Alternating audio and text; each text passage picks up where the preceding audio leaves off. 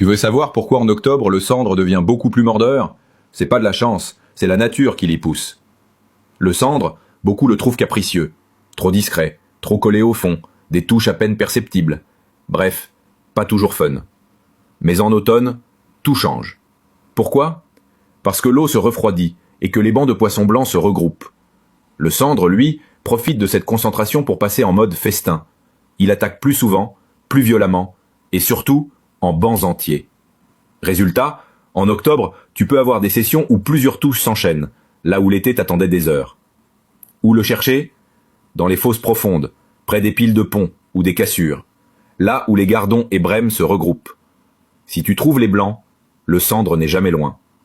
Côté technique, c'est le moment parfait pour gratter lentement le fond au leurre souple. Un shad de 10-12 cm, posé et animé doucement, c'est irrésistible.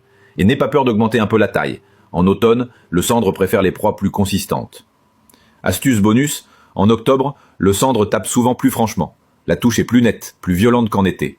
Alors règle bien ton frein et reste attentif. Le fameux toc peut vite se transformer en rush costaud. Le timing idéal, aube et crépuscule, comme toujours. Mais en automne, même la pleine journée peut surprendre, surtout après une pluie ou quand l'eau est légèrement teintée. Et le combat? Le cendre reste un adversaire technique. Il secoue la tête, tente de se décrocher et demande un ferrage précis.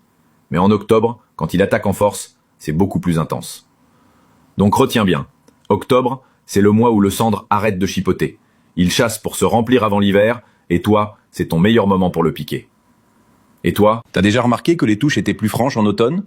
Balance ton expérience en commentaire, je veux voir si ça te l'a déjà fait.